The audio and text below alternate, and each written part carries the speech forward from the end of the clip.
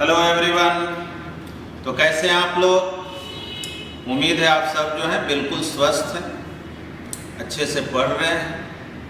हम लोग पिछले क्लास में इक्विवेलेंट रेजिस्टेंस निकालना सीखे थे अलग अलग टाइप ऑफ सर्किट के लिए।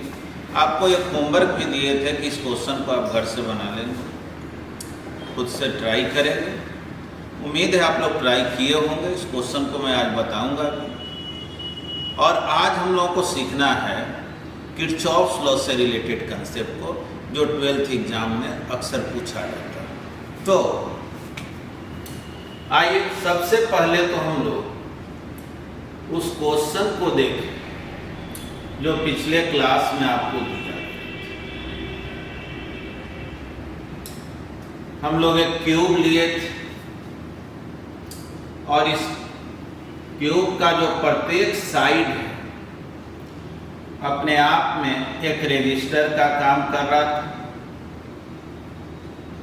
और सारा रेजिस्टेंस जो है वो इक्वल। आप देखे थे कि क्वेश्चन जो है क्यूब से रिलेटेड,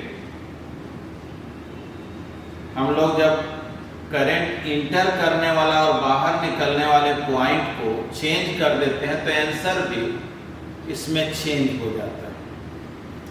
ऐसा नहीं है कि ऐसा फिगर बन गया तो क्वेश्चन कुछ भी रहे आंसर वही के वही रहेगा, बल्कि इस पे डिपेंड करता है कि करंट कहाँ से इंटर कर रहा है और कहाँ से बाहर निकल रहा है।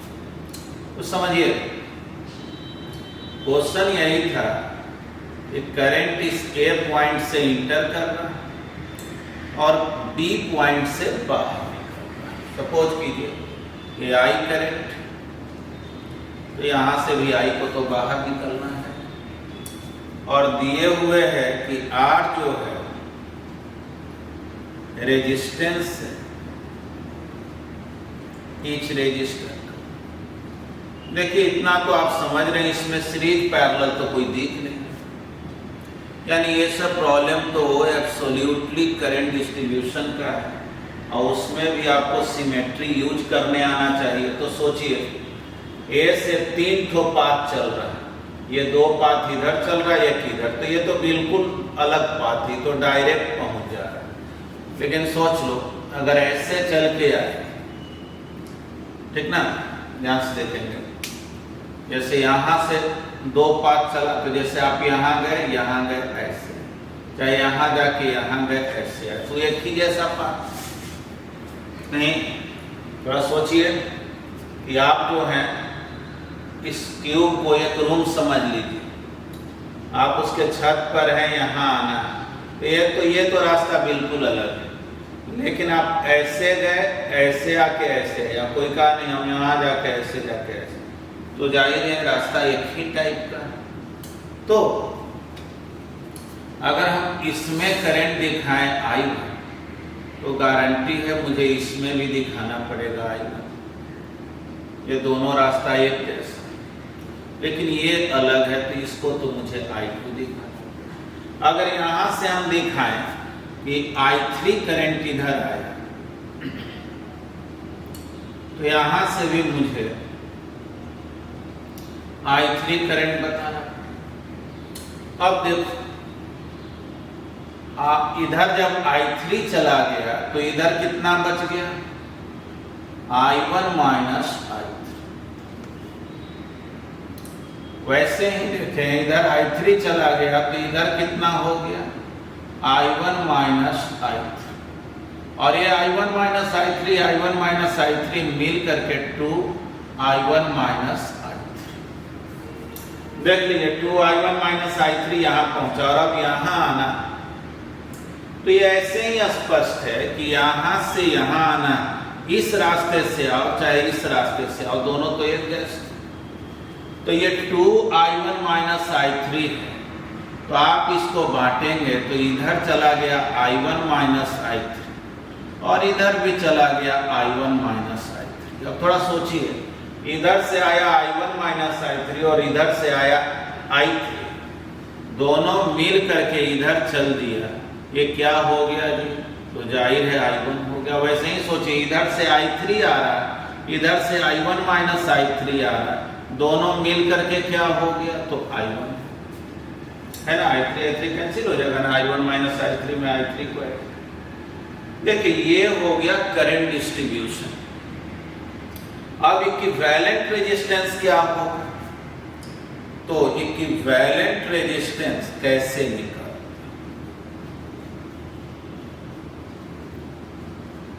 ए और बी के बीच इक्विवेलेंट रेजिस्टेंस निकालना है, तो डिफिनीशन तो है VA minus VB divided by total current. तो VA माइनस VB, ए से बी डायरेक्ट आ जाइए, सबसे बढ़िया रास्ता तो यही है। तो I2 इंटू R, और टोटल करंट क्या हो गया, तो I है I1 plus I1 plus I2 यानी 2I1 प्लस I2। ये हो गया इक्वेशन ए। अब जो है आप बारी बारी से लूप में मूव करेंगे तो I1 I2 का वैल्यू निकलेगा। तो ठीक है, अब किस लूप में मूव करें, तो ठीक है पहले तो नाम दे देते हैं C D E F G H। देखिए एक बार हम लोग इस लूप में चलते हैं, E D G F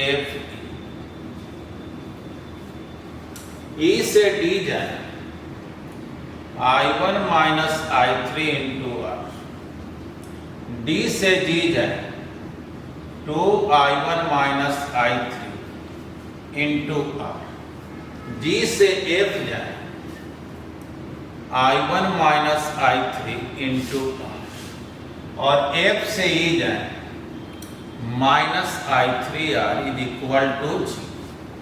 R तो कॉमन होकर गायब हो गया, I1 और 2I1 3I1 और I1 4I1 यानी 4I1 माइनस, या 4I1 देखो I3 कितना है माइनस I3 माइनस 2I3 यानी minus 3I3 minus 4I3 minus 5I3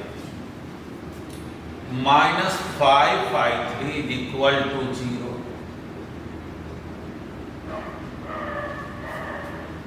ठीक है, तो I1 कितना आ गया 5/4I3।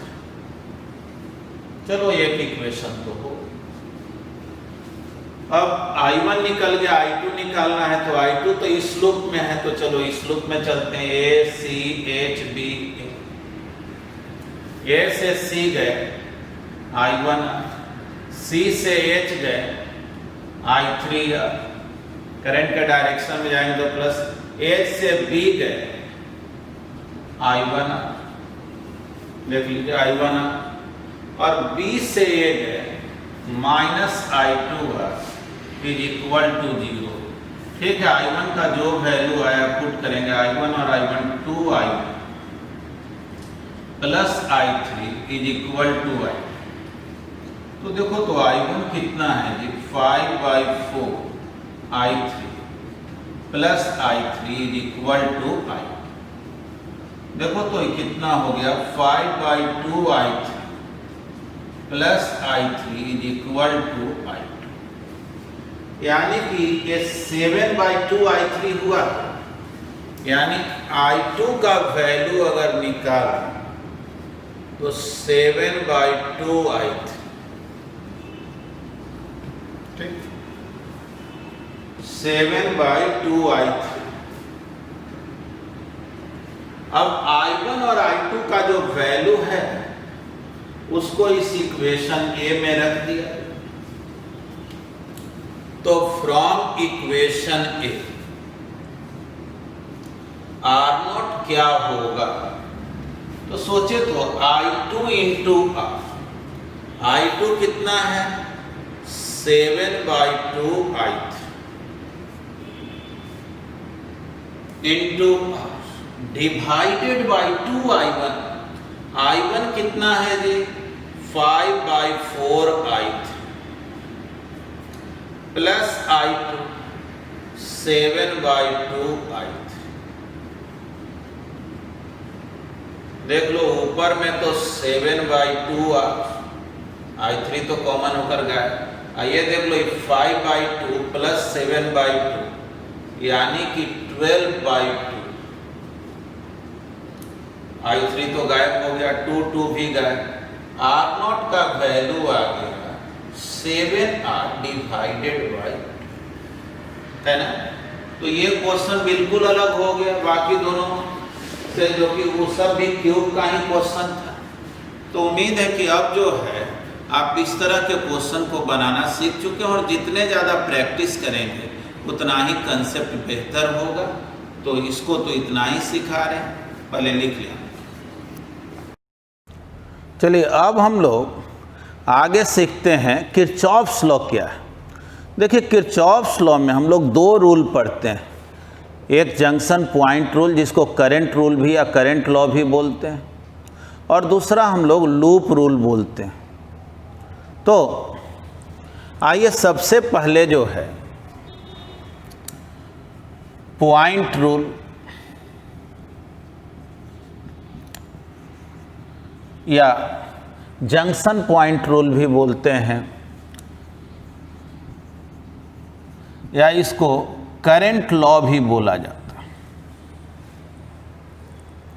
देखिए ये रूल कहता क्या है, कोई भी जंक्शन पॉइंट पर, जंक्शन किसको बोलते हैं, जिस पॉइंट पर दो या दो से ज़्यादा वायर मीट कर रहा हो उसको हम लोग जंक्शन बोलते हैं। जैसे ये जंक्शन हो गया, लेकिन इसको मिटा दें तो ये जंक्शन नहीं हुआ, इसको जंक्शन नहीं बोले।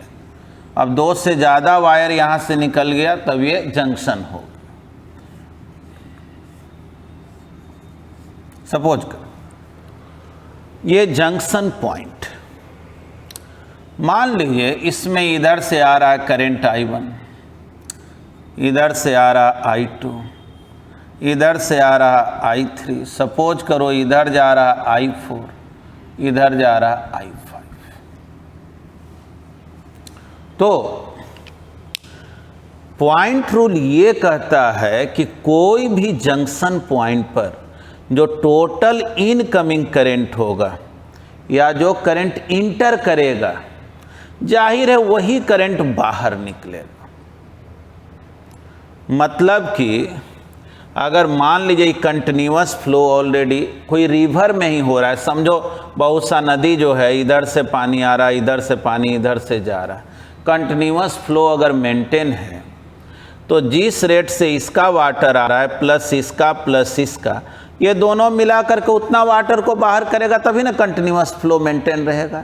यानी कि total incoming currents are equal to total outgoing currents. यही मेनली है पॉइंट रूल कोई भी जंक्शन पॉइंट पर। यानी बोलेंगे क्या, at any junction point, at any junction point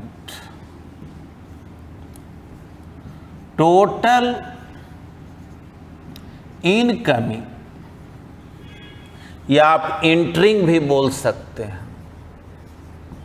incoming currents are equal to total outgoing currents.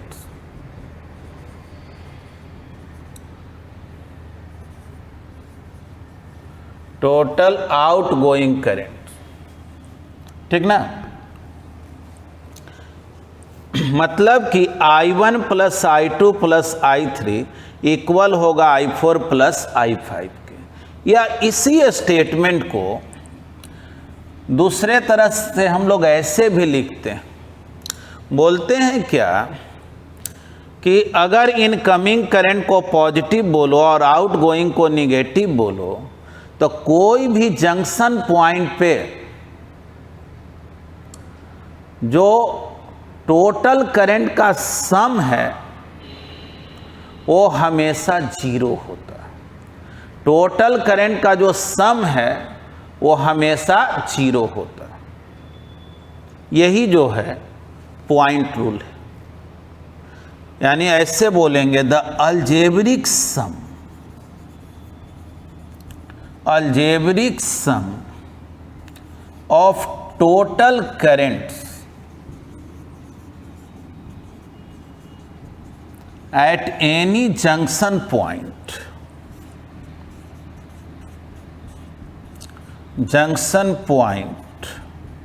is equal to 0.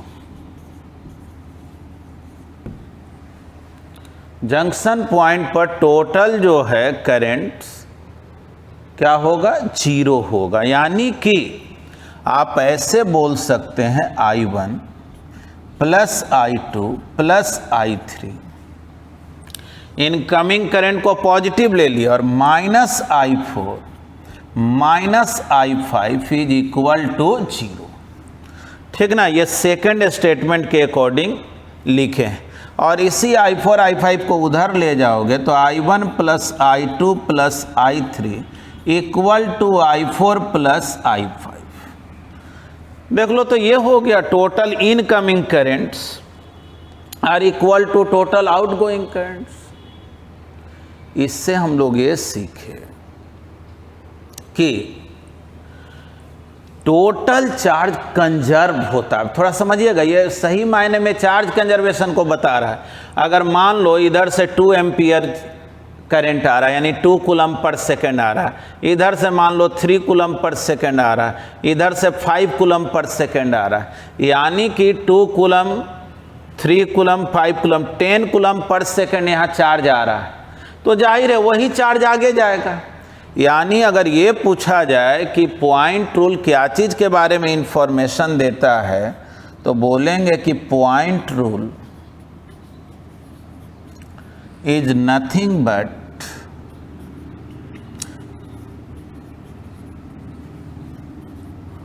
Charge conservation. ठीक ना, ये कुछ और नहीं बल्कि चार्ज कंजर्वेशन।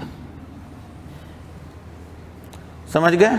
तो ये तो हम लोग पॉइंट रूल को देखें, कुछ एप्लीकेशन तो आगे करेंगे ही, पहले आप इसको नोट कर लें। चलिए, अब जो है हम लोग लूप रूल को देखते हैं, इसको वोल्टेज लॉ भी बोलते हैं। सपोज कीजिए ये एक लूप ABCDEFA, एक लूप। तो आप अगर पॉइंट A से स्टार्ट किए, आप फिर पोटेंशियल डिफरेंस निकालते हुए ये पे ही पहुंच गए, तो जाहिर है पोटेंशियल डिफरेंस जो है वो तो 0 हो जाता है। जहाँ से चले और फिर से उसी पॉइंट पर पहुंच जाएंगे तो पोटेंशियल डिफरेंस तो 0 हो जाएगा। तो ये लूप रूल क्या कहता है और इसको हम लोग यूज में कैसे लाते हैं, स्टेटमेंट पहले समझे। ये कहता है क्या कि कोई भी क्लोज लूप हो, लूप मतलब समझ रहे हैं, जहाँ से स्टार्ट करे फिर वहीं पहुँच जाए, और पाथ पर लौटना नहीं है। कोई कहेगा ठीक है यहाँ से स्टार्ट किया यहीं पहुँच गए, ऐसे नहीं। ठीक ना, एक डिफरेंट पाथ से फिर वहीं पहुँचना है, किसी पाथ को रिट्रेस नहीं करना है, लौट के नहीं जाना। तो कोई भी क्लोज लूप पे पोटेंशियल डिफरेंसेस, चाहे वो रेजिस्टर हो, बैटरी हो, जो भी हो, आगे देखेंगे कैपेसिटर, इंडक्टर, ये सब भी रहता है। तो total sum of potential differences, आप जितने भी पैरामीटर्स हो इसमें सब पे अगर निकाल करके सम करेंगे तो वो 0 आएगा। यानी आप स्टेटमेंट लिख सकते हैं, the sum of all the potential differences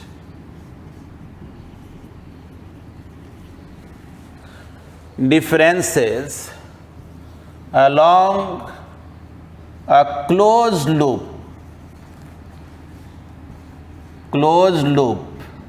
in a circuit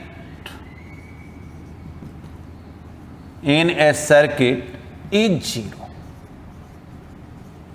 ठीक, स्टेटमेंट दूसरे तरह से भी लिखा जाता है, वो भी स्टेटमेंट लिखेंगे।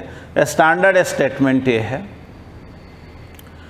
इसका मतलब क्या हुआ, सपोज कीजिए इस लूप में I करंट का फ्लो हो रहा, I करंट का फ्लो हो रहा।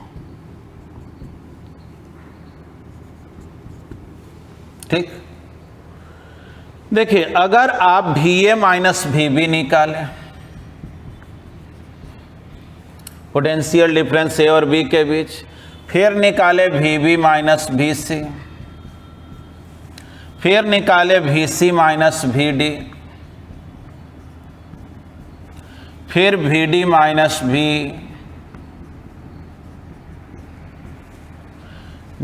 माइनस VF,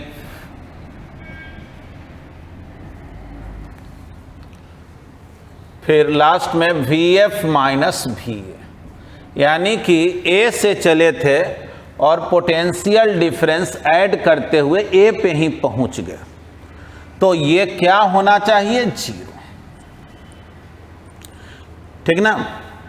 इसी को जो है ना मैथमेटिकली ऐसे भी लोग लिख देता है, sigma delta V is equal to 0, यानी पोटेंशियल डिफरेंस का समेशन होता है ना, इक्वल होगा 0 के।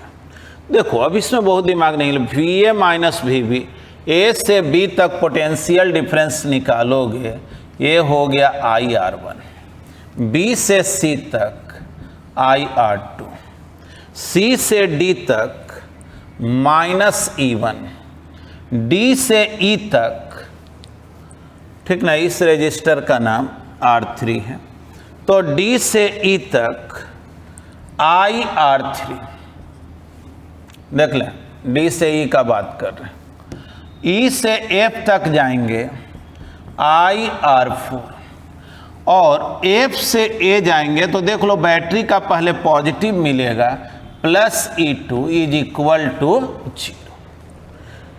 सबका सम जो है वो 0 होना चाहिए, यही बोलता है किरचॉफ्स का जो सेकेंड रूल है, लूप रूल या वोल्टेज रूल।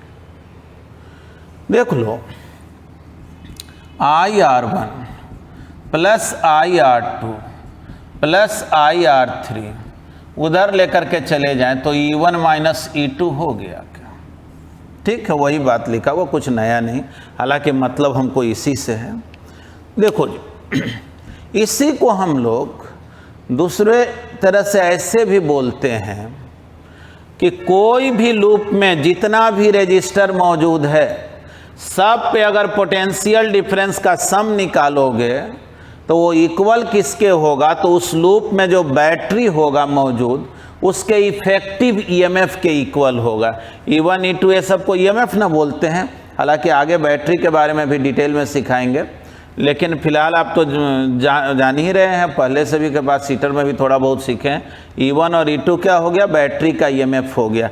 मतलब कि जितना भी रजिस्टर है सब पर पोटेंशियल डिफरेंस का सम निकालेंगे तो बैटरी का जो नेट ईएमएफ होगा उसके इक्वल होगा।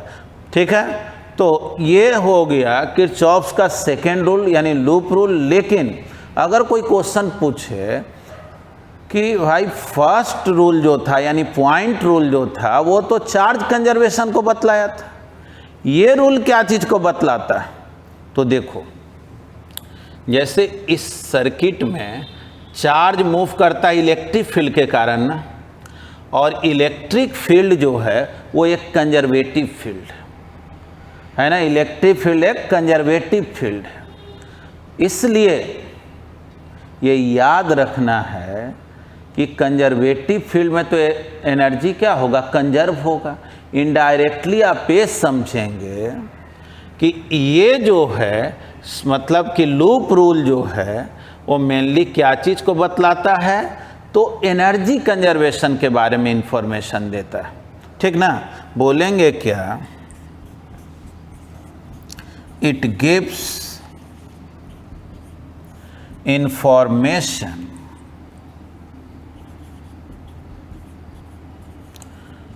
about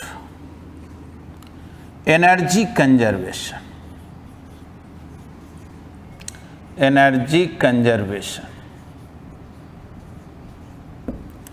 ठीक है, तो देखिए अगर एग्जाम में स्टेटमेंट लिखने के लिए आया, हेडिंग में आया किरचॉफ्स लॉ क्या है, तो बस हम लोग यही दो बात लिखते हैं, एक पॉइंट रूल लिख दिए और एक लूप रूल लिख दिए। आगे तो अब इसका एप्लीकेशन है, तो पहले तो आप इसको लिख लें। तो हम लोग एप्लीकेशन ऑफ किरचॉफ्स लॉ देखते हैं। एक तो न्यूमेरिकल में हम लोग एप्लीकेशन करेंगे ही, उसको आगे बतलाएंगे, पहले थियोरेटिकल कंटेंट बता दे रहे हैं, जैसे व्हीटस्टोन ब्रिज है, मीटर ब्रिज है, ये सब से रिलेटेड कंसेप्ट सिखा दे रहे हैं। तो आइए हम लोग सबसे पहले पढ़ते हैं व्हीटस्टोन ब्रिज को। व्हीटस्टोन ब्रिज का आप जानते ही हैं, डायग्राम तो बहुत तरीके से बनाते हैं। जनरली हम लोगों को जो सुविधा होता है जिस फिगर को बनाने में, वो यही फिगर है। देखिए हम लोग क्या करते हैं, करंट को पास कराने के लिए यहाँ पे एक बैटरी को कनेक्ट कर दिया, और देखिए करंट को मेजर करने के लिए, मान लो ये पॉइंट सी है, ये पॉइंट डी है, बीच में हम लोग एक गैल्वेनोमीटर को कनेक्ट कर दिया। गैल्वेनोमीटर जो है ना, आगे हम लोग पढ़ेंगे, फिलहाल ये जानिए गैल्वेनोमीटर जो है ना वो करंट को मापता है।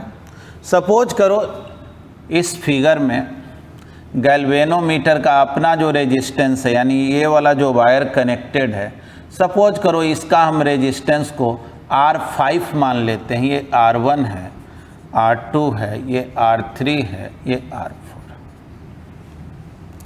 तो जैसा कि हम लोग जानते हैं कि इसको व्हीटस्टोन ब्रिज बैलेंस तब बोला जाता है जब पॉइंट सी का पोटेंशियल पॉइंट डी के इक्वल हो जाए, और सी और डी का पोटेंशियल इक्वल होगा तो इधर से कोई करंट जाने वाला तो नहीं है कि नहीं, इधर से कोई करंट जाने वाला नहीं।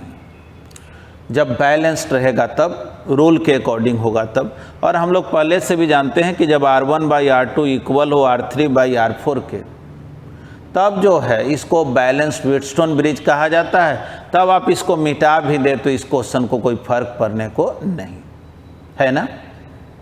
तो पहले तो ये जाने कि व्हीटस्टोन ब्रिज को हम लोग यूज क्या चीज़ में लाते हैं। तो देखो, अगर ये 4 ठो रेजिस्टर है, 3 का वैल्यू मालूम है और चौथा नहीं मालूम है, और अगर इसमें करंट 0 है, तब आप आसानी से बता सकते हैं कि R1/R2 इक्वल है R3/R4 के, और R1 नहीं मालूम है तो निकाल देंगे उसका वैल्यू, या कोई एक नहीं मालूम है तो उस इक्वेशन से निकल जाएगा। यानी आप बोल सकते हैं it is an arrangement of 4 resistors, mainly ये 4 रेजिस्टर्स का अरेंजमेंट है। 4 resistors which can be used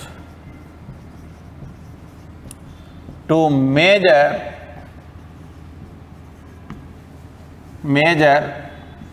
one of them in the terms of rest, बाकी के टर्म में इसको हम लोग मेजर करते हैं। ठीक,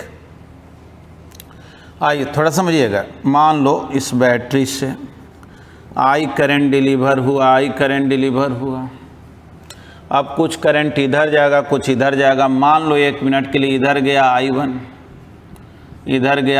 करंट, और इधर गया I2, या I-I1 भी बोल सकते हैं, क्योंकि I1 और I2 मिलके I के इक्वल है। यही तो पॉइंट रूल हो गया, इधर से जितना करंट आएगा जंक्शन से दूर जाने वाला करंट वही होगा। तो आया I और गया I1 I2, यानी I इक्वल है I1 + I2।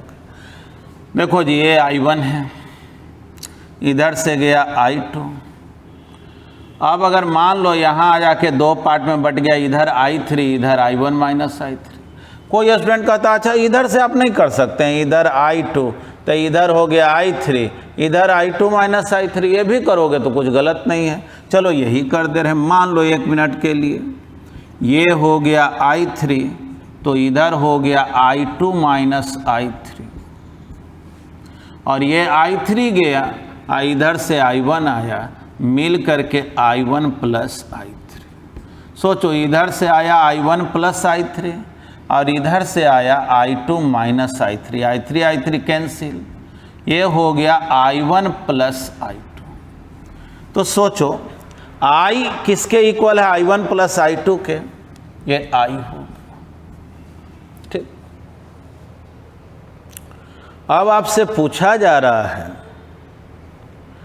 कि R1, R2, R3, R4 का रिलेशन क्या होगा अगर गैल्वेनोमीटर का डिफ्लेक्शन जीरो है, यानी कि अगर इसमें कोई रीडिंग नहीं हो, इसमें अगर कोई करंट नहीं हो, तभी उसको हम लोग बैलेंस्ड व्हीटस्टोन ब्रिज बोलते हैं, ठीक ना। जैसा कि सिखाए, आपका मर्जी ऐसे भी आप कर सकते थे, इधर I1 मान लो, इधर I3 दिखा दिए और I2 प्लस I3 मिलके इधर चला जाता, वो भी कोई नया नहीं होता, ठीक। अब हम लोग काम कैसे करेंगे, ध्यान से देखें। तो बोलेंगे क्या कि अगर इस लूप का इक्वेशन लिखे, पहले तो नाम रख देते हैं, A, B, C और D तो नाम दिए हुए, E, F। चलो जी, एक बार इस लूप में चलते हैं, दूसरे बार इस लूप में चलते हैं, और यहां एक टर्म मेंशन कर दे रहे हैं, when galvanometer shows no deflection, galvanometer जब कोई डिफ्लेक्शन शो नहीं करता है, then it is called balanced Wheatstone bridge.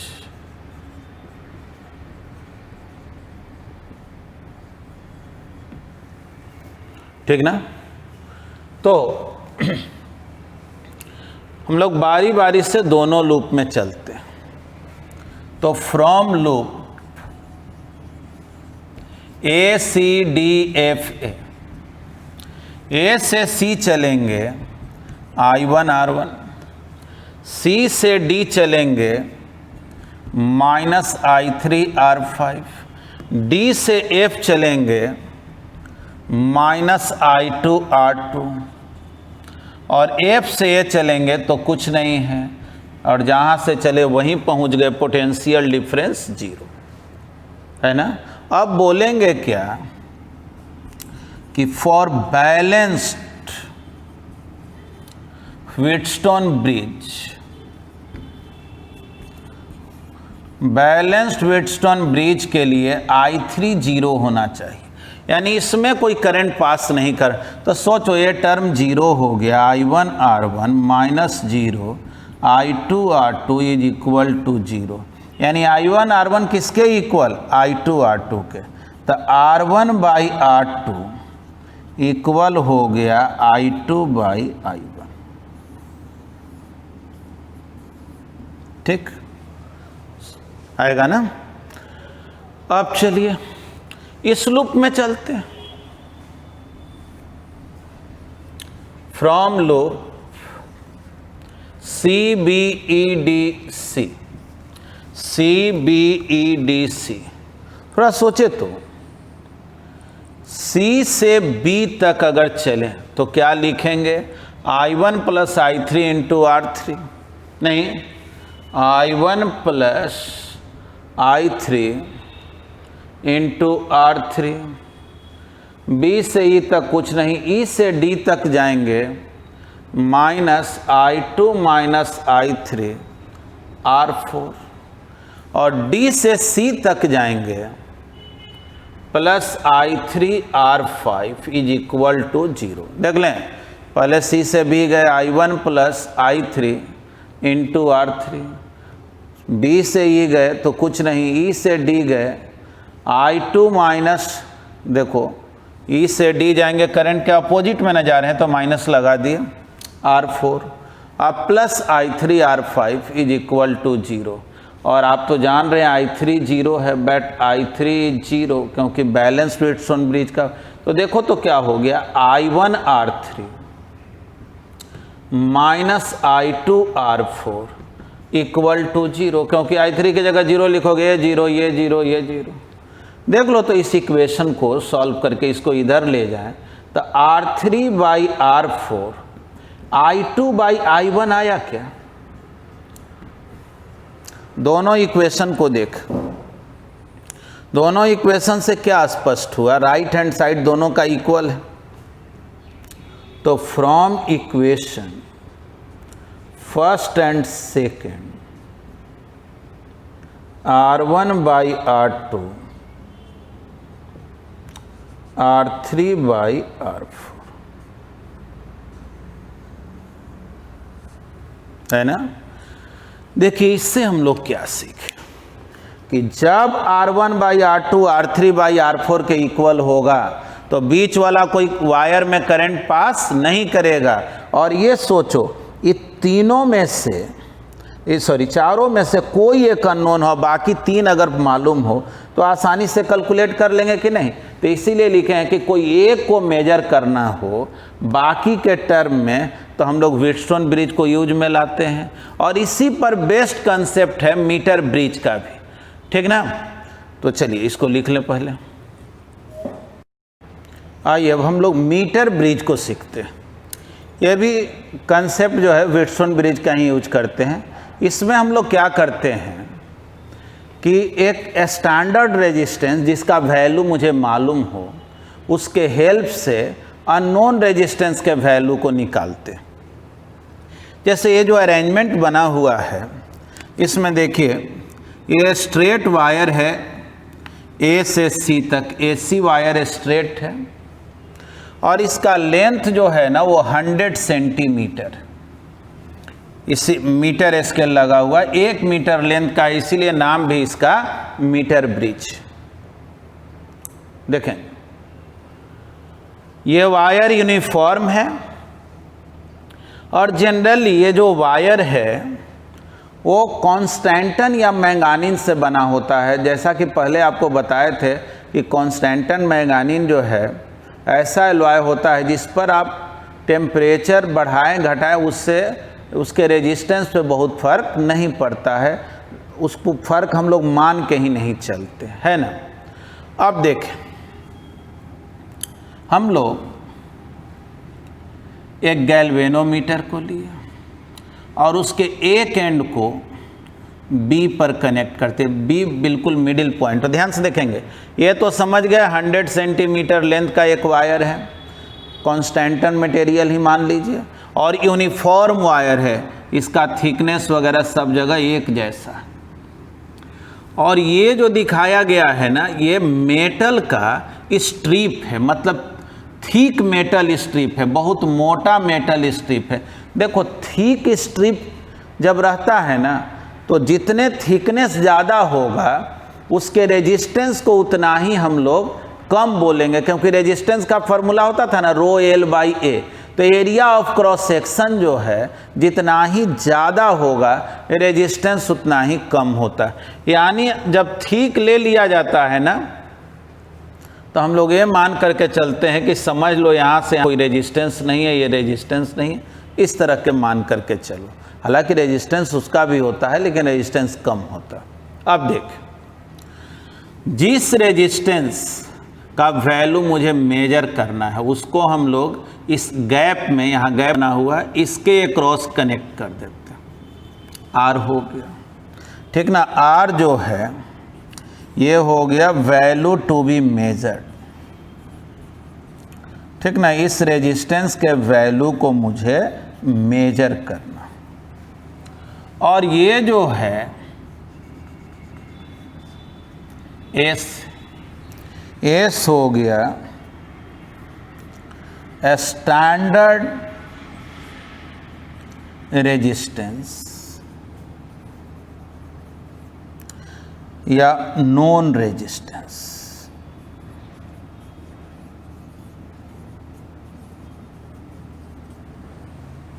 जिसका वैल्यू मुझे मालूम है, ठीक। अब ये जो गैल्वेनोमीटर है उसका जो दूसरा एंड है फ्री एंड, जिसको हम लोग जॉकी बोलते हैं, क्या करते हैं कि इसके फ्री एंड को इस पर स्लाइड कराते हैं। और सपोज करें कि जब इसका फ्री एंड यहाँ पर आया, यहाँ पे जब इसको टच किए इस पॉइंट डी पर, तो क्या देखें कि गैल्वेनोमीटर का डिफ्लेक्शन 0 हो। गैल्वेनोमीटर कोई डिफ्लेक्शन को शो नहीं कर रहा, ठीक। मान लो 1 मिनट के लिए यहाँ से यहाँ तक लेंथ जो है वो L, तो जाहिर है या इसके बाद जो लेंथ होगा, अगर यहाँ तक लेंथ L है तो बच गया 100 माइनस L सेंटीमीटर, क्योंकि ये वायर 100 सेंटीमीटर का, 1 मीटर लेंथ का। देखो अगर गैल्वेनोमीटर कोई रीडिंग नहीं दे रहा, यानी कोई करंट नहीं शो कर रहा, इसका मतलब ये हुआ कि ये बैलेंस्ड व्हीटस्टोन ब्रिज हो गया। और जैसे हम लोग बोलते थे R1/R2 R3/R4 के इक्वल, तो वैसे ही बोलेंगे कि resistance R divided by resistance of wire AD और resistance S divided by resistance of DC, ये इक्वल होगा। यानी बोलेंगे क्या कि when galvanometer shows no deflection, जब कोई डिफ्लेक्शन शो नहीं करे तब हम लोग क्या कंक्लूजन निकालेंगे? तो हम लोग कंक्लूजन निकालेंगे कि resistance R divided by resistance of AD और resistance S divided by resistance of DC। ठीक, तो सोचिए तो AD का रेजिस्टेंस क्या लिखें, A से D का रेजिस्टेंस, तो आप चाहें तो ये भी लिख सकते हैं ρL/A, चूँकि यूनिफॉर्म वायर है, एक ही टाइप का वायर है, तो एरिया ऑफ क्रॉस सेक्शन जो है और रो सेम है। अब आइए अगर DC का लिखें तो रो 100 minus L divided by A, देख लो रो बाई A तो कैंसिल हो गया, R/L S/100 माइनस L। अब आपसे कहा जा रहा R का वैल्यू क्या होगा S के टर्म में, तो L divided by 100 minus L into S, यही ना बोलेंगे। R का वैल्यू निकल गया S के टर्म में, केवल आपको ये L पता करना पड़ेगा। यानी कि जब आप गैल्वेनोमीटर के जॉकी को स्लाइड करा रहे हैं तो कहाँ पे डिफ्लेक्शन 0 हो गया, किस पॉइंट पर टच किया तो करंट बंद हो गया, ये अगर केवल पता चल गया तो आप आसानी से R का वैल्यू कैलकुलेट कर लेंगे। क्या तो जाहिर है कैलकुलेट हो जाएगा, तो इसमें तो कोई दिक्कत है नहीं। अब देखिए आगे जो बात समझा रहे हैं आपको, एग्ज़ाम में कैसे लिखें, ये तो हम मेन कंसेप्ट सिखा दिए। तो जैसे एग्ज़ाम में आया ना मीटर ब्रिज, तो भाई मीटर ब्रिज जो है किस यूज में आता है, तो बोलेंगे it is use to measure the value of unknown resistance with the help of a standard resistance या नॉन रेजिस्टेंस। ये किस प्रिंसिपल पे वर्क करता है, तो बोलेंगे ये बैलेंस व्हीटस्टोन ब्रिज के प्रिंसिपल पे वर्क करता है। चाहे इसका कंस्ट्रक्शन क्या है, क्योंकि एग्जाम में अगर लॉन्ग क्वेश्चन में आएगा तो प्रॉपर वे में लिखना होगा। केवल ऐसे लिखेंगे तो ये न्यूमेरिकली तो बिल्कुल करेक्ट हो गया, लेकिन थियोरेटिकली ये तो इनकम्प्लीट आंसर हो गया ना। तो वो भी बात आपको लिख दे रहे हैं कि कैसे लिखना है। लेकिन पहले जो है हम लोग कंस्ट्रक्शन समझे, क्या बोलेंगे, इसमें हम लोग एक स्ट्रेट वायर लेते हैं जो 100 सेंटीमीटर लेंथ का होता है और 2 मेटेलिक स्ट्रिप के बीच में उसको स्ट्रेच करके फिक्स कर देते हैं। ठीक है, अब जो है ये जो मेटेलिक स्ट्रिप है इसमें 2 ठो गैप बना रहता है, जिसमें एक में हम लोग नॉन रेजिस्टेंस, एक में अननोन रेजिस्टेंस लिखते हैं।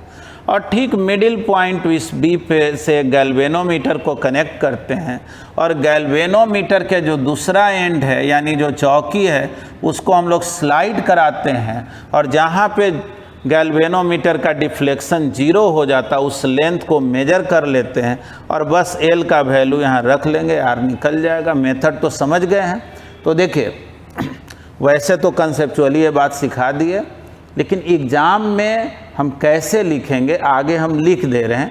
पहले आप जो हैं इसको नोट कर लें, या ऐसा कीजिए आप इसको नोट करने के बजाय आप जो हैं इसके बाद जो हम लिखेंगे ना उसको पहले लिखिएगा और बाद में इसको नोट कीजिएगा, ठीक ना। हाँ जी, तो देखिए अगर 12th के एग्ज़ाम में लॉन्ग क्वेश्चन में आ गया कि मीटर ब्रिज क्या है, तो रूल के अकॉर्डिंग हम लोगों को लिखना कैसे चाहिए। स्टार्ट में जैसे डायग्राम बना लिए, डायग्राम बना के देखो क्या लिखे हैं, it is use to measure the value of a known resistance with the help of known resistance, या इसी को हम लोग स्टैंडर्ड रेजिस्टेंस भी बोलते हैं, ठीक ना, स्टैंडर्ड रेजिस्टेंस। अब जो है ये किस प्रिंसिपल पे वर्क करता है, तो it works on the principle of balance Wheatstone bridge, वही कंसेप्ट है। कंस्ट्रक्शन क्या है, तो कंस्ट्रक्शन समझ चुके हैं, उसी को लिख दिया। It consist of a wire of length 1 metre, यानी 100 सेंटीमीटर लेंथ का एक वायर लेते हैं, and of a uniform cross sectional area, इस वायर का एरिया यूनिफॉर्म रहता है। A stretch taut and clamped between 2 thick metallic strip, इसको टाइट करके जो है 2 मेटेलिक स्ट्रिप के बीच में इसको कनेक्ट कर देते हैं। अब ये जो स्ट्रिप है इसमें 2 ठो गैप रहता है। The strips has 2 gaps across which resistors can be connected, ये 2 गैप है जिसके अक्रॉस रजिस्टर को कनेक्ट कर सकते हैं। One end of a galvanometer is connected to the metallic strip midway between the 2 gaps, इस गैल्वेनोमीटर के एक एंड को ठीक बीच में कनेक्ट कर देते हैं, और दूसरा एंड जो है वो फ्री टू स्लाइड रहता है, ठीक है ना। तो and the other end of the galvanometer is connected to a jockey, ये जॉकी से कनेक्टेड होता है जो इस पर स्लाइड करता है, and the jockey can slide over the wire to make the electrical connection. Last में लिखे हैं when galvanometer shows no deflection, जब ये कोई डिफ्लेक्शन शो नहीं करता है तब हम लोग मेजर कर लेते हैं इस लेंथ एल को, जो कि फिगर में हम लोग दिखाए हुए हैं। तो अब देखिए करना क्या है, एग्जाम में जब इसको लिखना होगा ना तो पहले फिगर बना के इसको लिखेंगे, और तब वो जो मैथमेटिकल, इसके पहले हम मैथमेटिकली समझाए हैं, इसके नीचे वो लिख देंगे कि गैल्वेनोमीटर डिफ्लेक्शन शो नहीं कर रहा है, इसका मतलब capital R divided by resistance of AD, S divided by resistance of DC equal है, ठीक है ना। तो इसको नोट कर लें, और इसको हम लोग आज इतना ही सीखते हैं। आगे हम लोग प्रॉब्लम जो भी बनाएंगे सब आगे अब किरचॉफ्स लॉ का ही एप्लीकेशन है, और अभी इसमें थियोरेटिकल कंटेंट और भी है, पोटेंशियोमीटर वगैरह भी सीखना है, एमीटर, वोल्ट मीटर, ये सब क्या है, ये सब का यूज़ सीखेंगे, और आगे का काम बहुत ही सिंपल और आसान है, बढ़िया लगेगा, ठीक ना। तब तक आप लोग रिवाइज भी करेंगे। Thank you.